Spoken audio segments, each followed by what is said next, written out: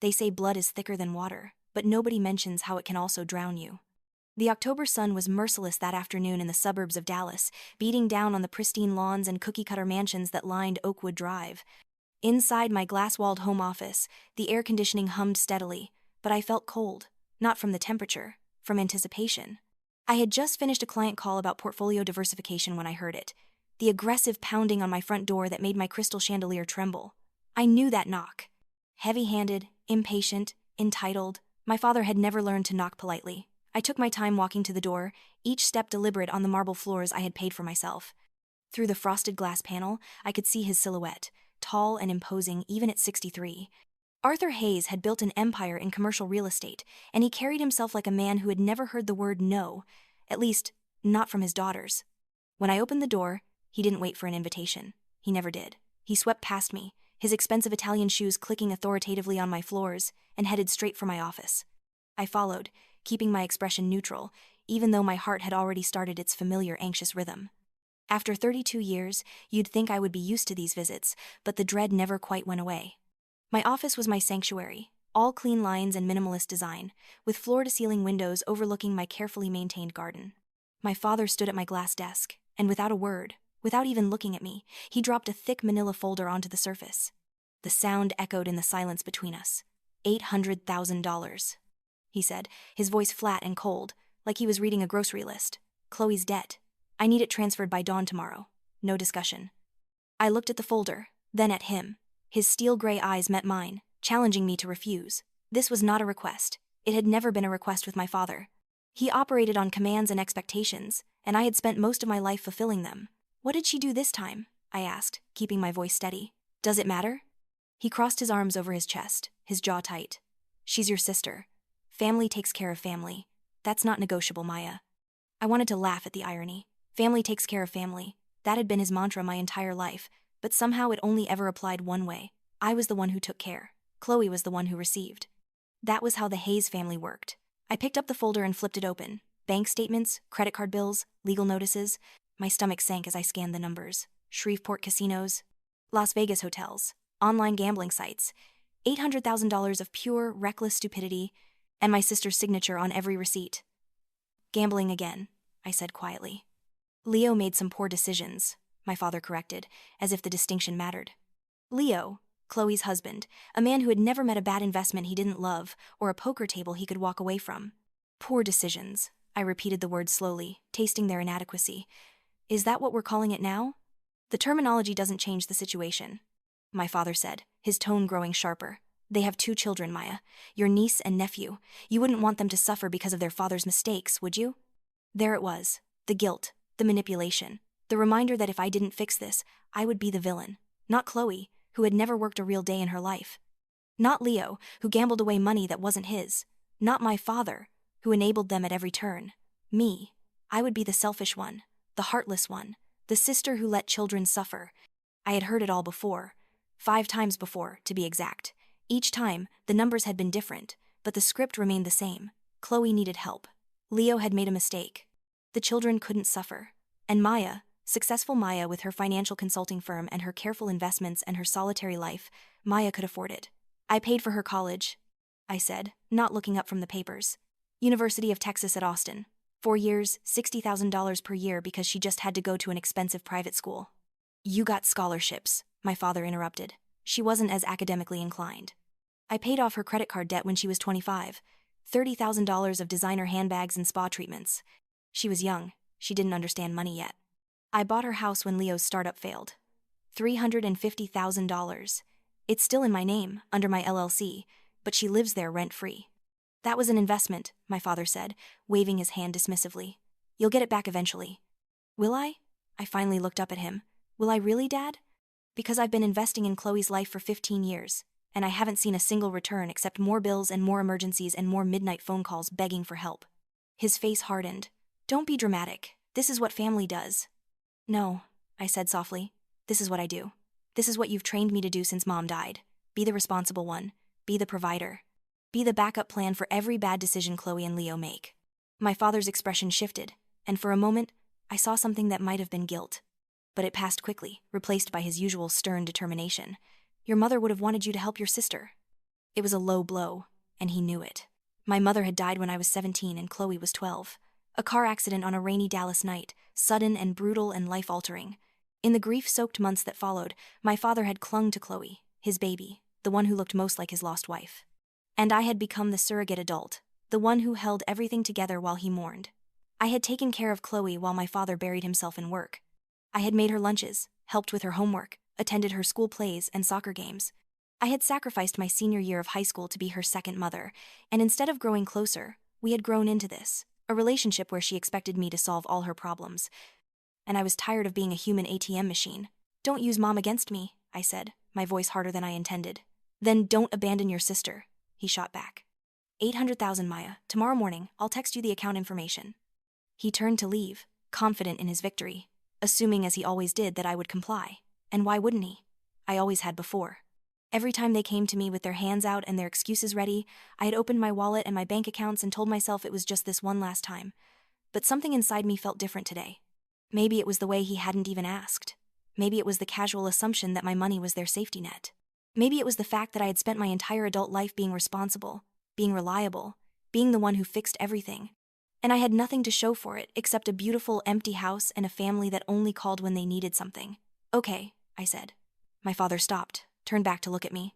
He seemed surprised, probably because I had actually argued for once. "Okay?" "Yes," I said, and I smiled. It wasn't a warm smile. It was the smile of someone who had just made a decision that would change everything. "Tomorrow morning, before dawn, you'll have your answer." He studied me for a moment, his eyes narrowing slightly, as if he sensed something had shifted but couldn't quite identify what. Then he nodded once, sharply, and left. I listened to his car pull out of my driveway, the rumble of his Mercedes fading into the suburban evening. Then I sat down at my desk and opened my laptop. I had told the truth. He would have his answer by dawn. Just not the answer he expected. The next 4 hours were a blur of activity. I called Laura first. Laura Chen was my attorney and one of the few people I trusted completely. We had met in business school, bonded over late-night study sessions and a shared love of terrible reality TV, and she had become the sister I wished I had been born with. "Maya," she answered on the second ring, "please tell me you're calling to invite me to brunch, not to bail out Chloe again." "Neither," I said. "I need you to help me disappear." There was a pause. "I'm listening." I told her everything. The $800,000 demand, the pattern of enabling, the decades of being the family bank, my decision to finally, decisively, break free. "It's about time," Laura said, and I could hear the smile in her voice. "What do you need?" "I need you to freeze the trust account my father convinced me to set up, the one he's been treating like his personal emergency fund." "Done. What else?" "I need all my personal and business assets transferred to the accounts we set up in Delaware last year, the ones he doesn't know about." "Consider it handled. How fast do we need to move?" "Tonight. All of it. I want every dollar out of his reach by midnight." Laura was quiet for a moment. "Maya, are you sure? This is going to create a nuclear explosion in your family." "I know," I said. "That's exactly what needs to happen." "All right then," she said, her tone shifting to business mode. "Let's burn it down." While Laura worked on the financial transfers, I started on my own project. I went to my storage closet and pulled out a simple cardboard box, the kind you could buy at any shipping store.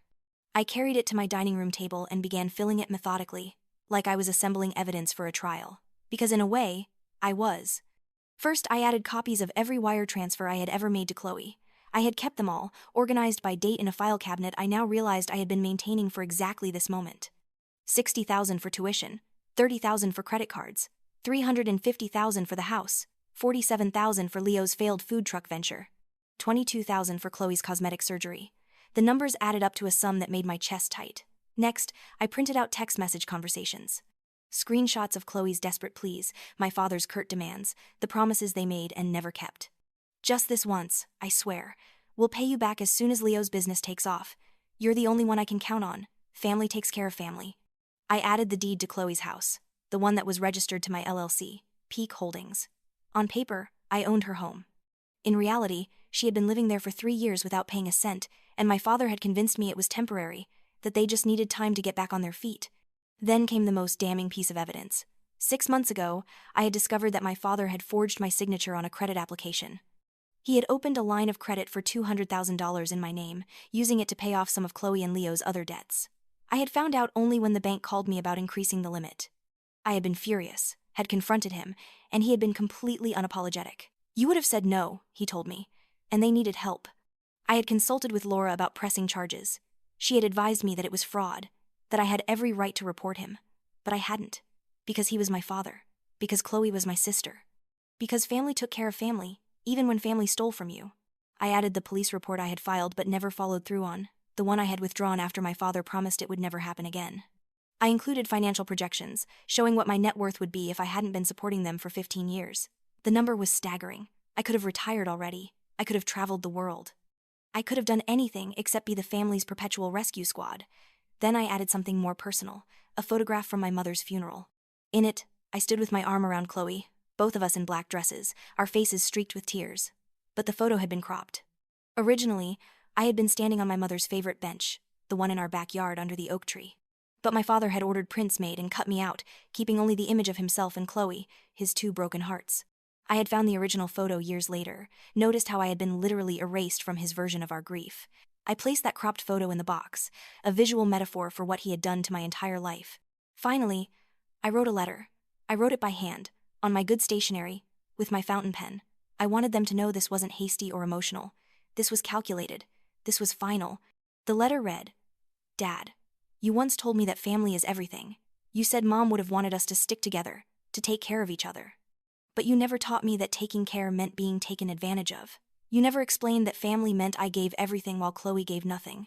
You never mentioned that the rules only applied to me. I've spent 15 years being your safety net, your backup plan, your solution to every problem you and Chloe created. I've sacrificed my own dreams, my own future, my own peace of mind to be the daughter you needed. And in return, you've treated me like an ATM machine with an endless supply of cash and patience. You asked for $800,000. You demanded it, actually, as if my money was yours to claim. You didn't ask if I could afford it. You didn't ask if I wanted to. You didn't ask anything. You commanded, and you expected me to obey. So here's my answer. No. Not 800,000. Not 800. Not 80. Not 8 cents. Not ever again. What you'll find in this box isn't revenge. It's a receipt. A detailed, itemized, comprehensive receipt of everything I've paid for your version of family. Consider it my final statement. I'm closing this account. The house Chloe lives in, it's mine. Legally, financially, mine. The trust fund you've been raiding, frozen. Every asset you thought you could access through me, moved somewhere you'll never reach. I'm not doing this to hurt you. I'm doing this to save myself. I'm done being the responsible one, the reliable one, the one who always says yes. I'm going somewhere you can't follow, somewhere your demands can't reach me, somewhere I can finally learn what it's like to live for myself instead of for your version of family. Don't look for me. Don't call me. Don't send Chloe with her tears and her apologies. I'm finished being the solution to problems I didn't create. Maybe now you'll finally teach her what you never taught me, how to save yourself. Goodbye, Dad. This isn't the ending you wanted, but it's the one you earned. Maya. I folded the letter and placed it on top of everything else in the box. Then I added one final item, a check for $10,000. On the memo line, I wrote, "For the lesson you're about to learn." I sealed the box with packing tape, carried it to my front porch, and set it on the top step where my father would find it when he arrived tomorrow morning, expecting his wire transfer. Then I went back inside, locked my door, and booked a one-way ticket to Portland, Maine. I had always loved the ocean, but I had never lived near one. Dallas was landlocked, hot, sprawling, and full of memories I needed to escape. Maine sounded perfect. Cold, remote, quiet.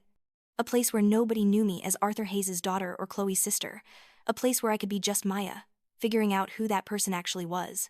My flight left at 6 in the morning. I spent the night packing, working in methodical silence. Clothes, laptop, important documents. I left behind furniture, art, kitchen equipment, everything that would slow me down. Things could be replaced. Freedom couldn't. At 3 in the morning, Laura called to confirm that every transfer had been completed. My money was safe, unreachable, mine. "The trust account is frozen," she said. "And I've sent your father's attorney a notice that any attempt to access your accounts will be considered fraud and prosecuted accordingly." "Thank you," I said. "Maya." Laura's voice softened. "Are you really okay? This is a big step." "I'm terrified," I admitted. "But I'm also more certain than I've ever been about anything." "Good," she said. "You deserve a life that's yours. Call me when you land." I arrived at Dallas-Fort Worth International Airport at 5:30 in the morning. The terminal was mostly empty, just a few tired travelers and airport staff beginning their shifts. I checked my single suitcase, kept my laptop bag as a carry-on, and walked to my gate. I didn't feel guilty. I didn't feel sad. I felt light, like I had been carrying a weight for so long that I had forgotten what it was like to stand up straight. My phone buzzed as I boarded. A text from my father. Wire transfer? I didn't respond.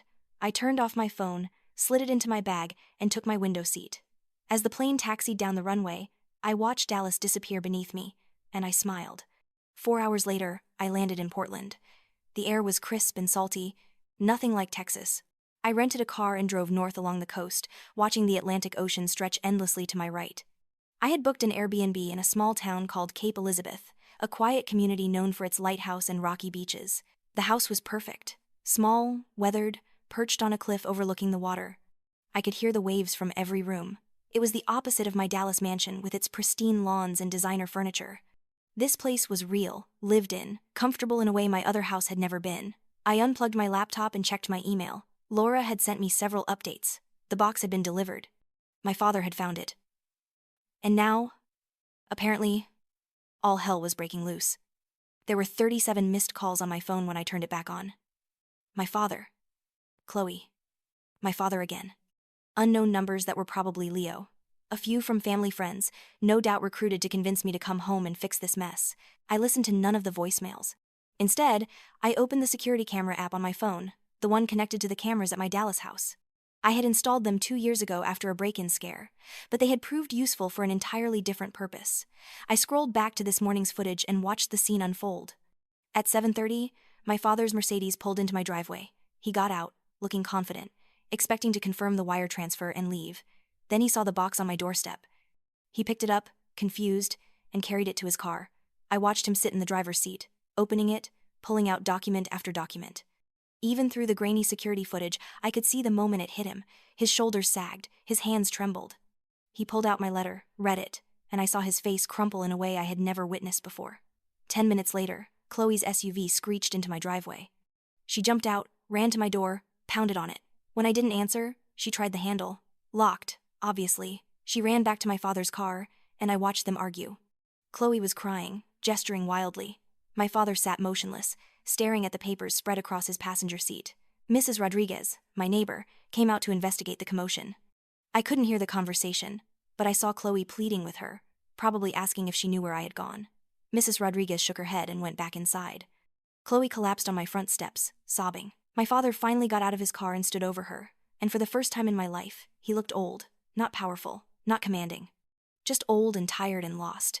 They stayed for almost an hour before finally leaving. I watched my father help Chloe into her car, saw them drive away, and felt absolutely nothing. No guilt, no regret.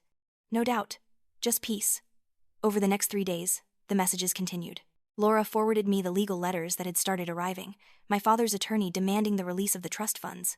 Chloe's panicked emails begging me to call her, Leo's aggressive texts accusing me of abandoning the family. Laura handled them all with professional efficiency.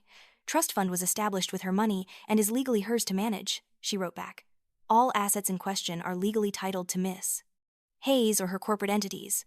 No laws have been broken. Further harassment will be documented and may result in a restraining order.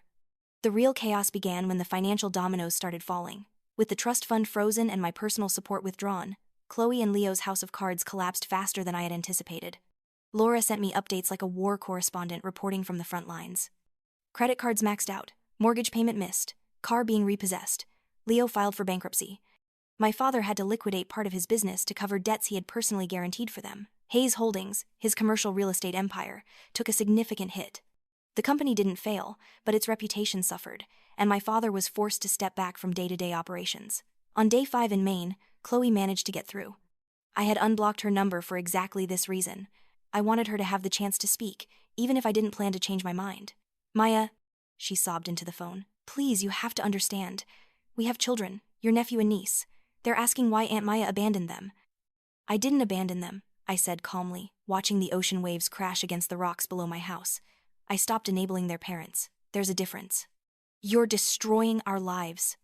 No, Chloe, you and Leo destroyed your lives. I'm just refusing to keep rebuilding them.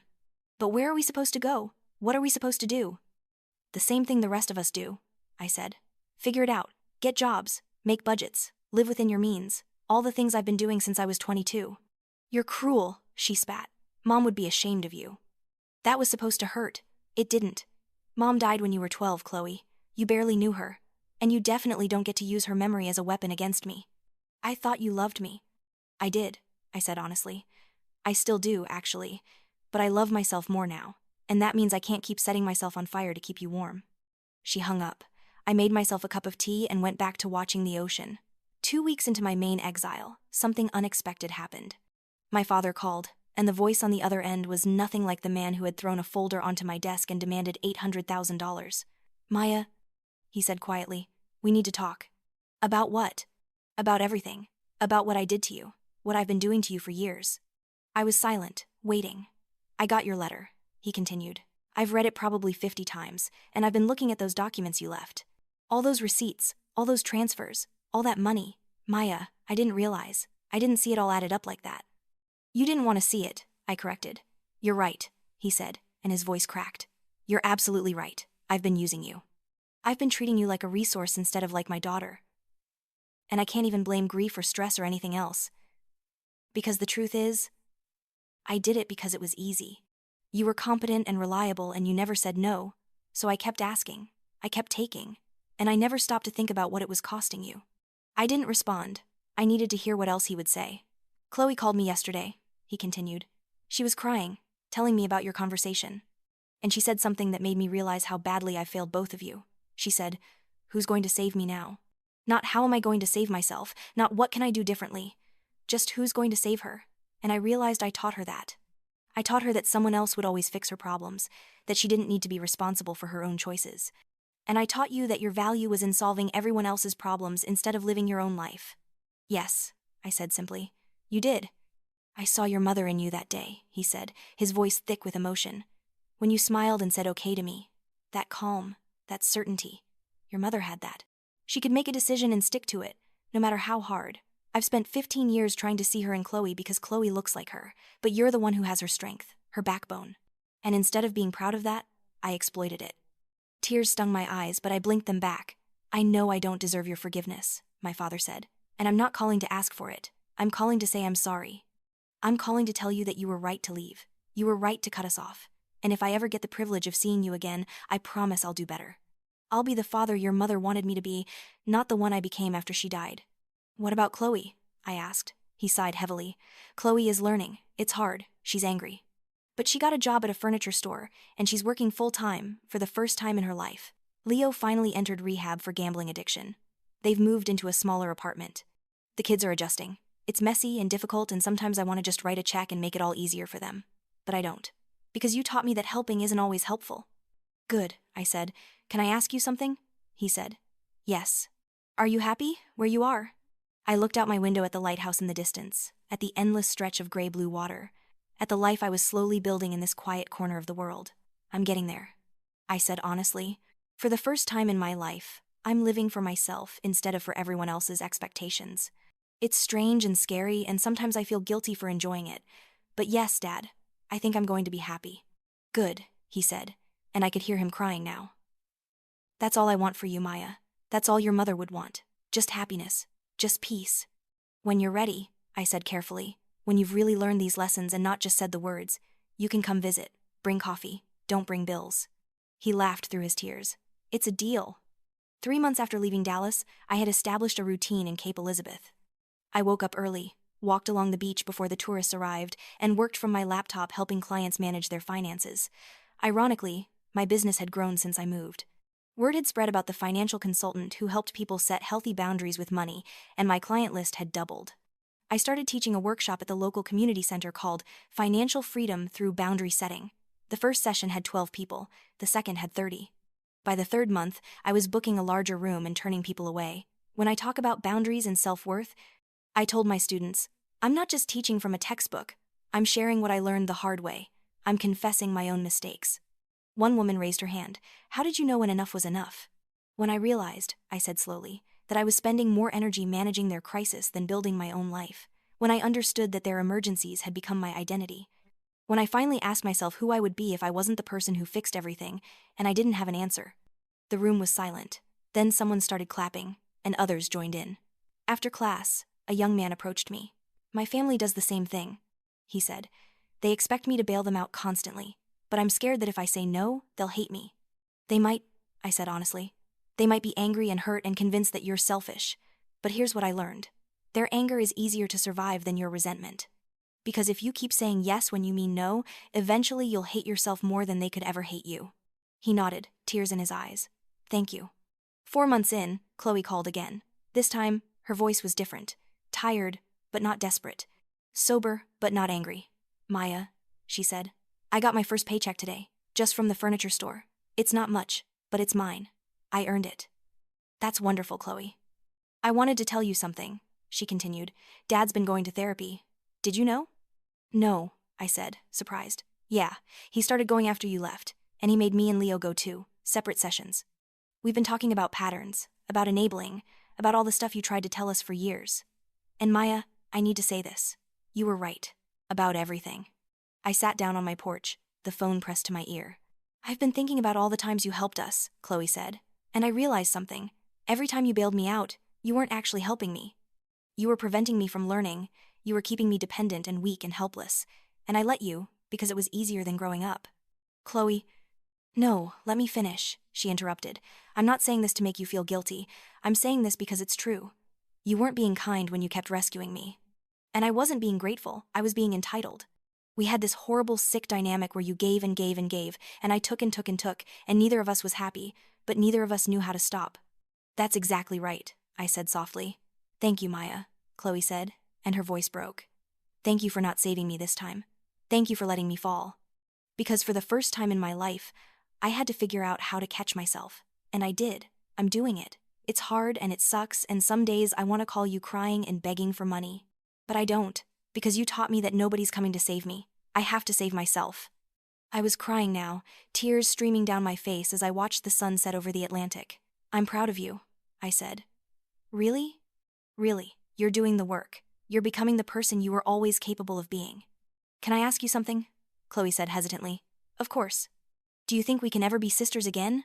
Not the kind we were, where you were my backup plan and I was your burden, but real sisters, the kind who actually like each other.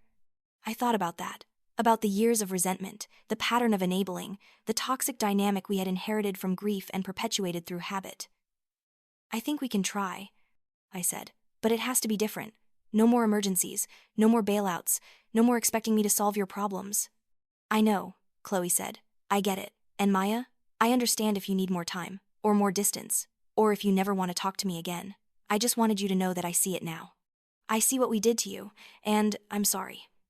Thank you, I whispered. 6 months after leaving Dallas, a package arrived at my Cape Elizabeth address. Inside was a postcard showing the Dallas skyline at sunset. On the back, in my father's distinctive handwriting, you were right about everything. I've spent my whole life teaching you about business and nothing about love. I'm learning now. Slowly, imperfectly, but learning. I'm proud of you, Maya. Your mother would be too. Love, Dad. I pinned the postcard to my kitchen wall, next to a photograph I had taken of the lighthouse at dawn. My phone rang. It was Laura. Hey, stranger, she said. How's exile treating you? It's not exile anymore, I said. It's home. Good, because I have news. Your father's attorneys contacted me. He wants to legally transfer Chloe's house deed into her name. No strings attached. He said it's the right thing to do. I was stunned. He's giving up his leverage? Apparently, he said you teaching him about boundaries included him learning to let go of control. He's also setting up college funds for your niece and nephew that only they can access when they turn 18. He's building safety nets for them, not for Chloe and Leo. That's actually really smart, I admitted. Your family is learning, Laura said. It's messy and slow, but they're learning. Are you ready for that? I think so, I said. I've been learning too. I've been learning that saving myself wasn't selfish, that boundaries aren't punishment. That sometimes love means letting people fail so they can learn to succeed. 1 year after leaving Dallas, I stood on my porch watching storm clouds gather over the Atlantic. The weather app on my phone warned of a nor'easter moving in, but I wasn't worried. I had weatherproofing, supplies, and most importantly, I had learned to weather storms. My phone buzzed. A text from my father. Chloe got promoted to assistant manager. She's doing well. We're all doing well. No emergencies, no crises. Just wanted you to know. Hope you're staying warm up there. Love, Dad. I smiled and typed back. That's wonderful. Tell her congratulations from me. And yes, staying warm. Talk soon. Another text came through, this one from Chloe. Got promoted. First time I've ever earned something instead of being given it. Feels amazing. How's Maine? I responded, Maine is beautiful, and I'm so proud of you. I put my phone away and sat in my rocking chair, wrapped in a thick blanket, listening to the wind pick up. The storm was coming, but I wasn't afraid of storms anymore. I had learned that sometimes you have to destroy everything to build something real, that sometimes the most loving thing you can do is refuse to help, that walking away isn't abandonment, it's survival. I thought about the woman I had been a year ago, the one who said yes to every demand, who sacrificed her own happiness for a version of family that only existed in her father's expectations. The one who believed that being needed was the same as being loved. That woman was gone. In her place was someone stronger, wiser, more complete. Someone who understood that the most important relationship she would ever have was the one with herself. The rain started falling, heavy drops against my windows, and I closed my eyes and listened to the rhythm of it. For the first time in my life, I wasn't waiting for someone to knock on my door with a crisis. I wasn't preparing to be someone's solution. I wasn't living in anticipation of the next emergency. I was just living, for myself, on my own terms, in my own time, and it felt like freedom. The storm raged all night, but when morning came, the sky was clear and impossibly blue. I walked down to the beach and stood at the water's edge, letting the cold Atlantic waves wash over my feet. The ocean had been here long before me and would be here long after. It didn't need me to save it or fix it or sacrifice myself for it. It just existed. Powerful and beautiful and complete. And so, finally, did I.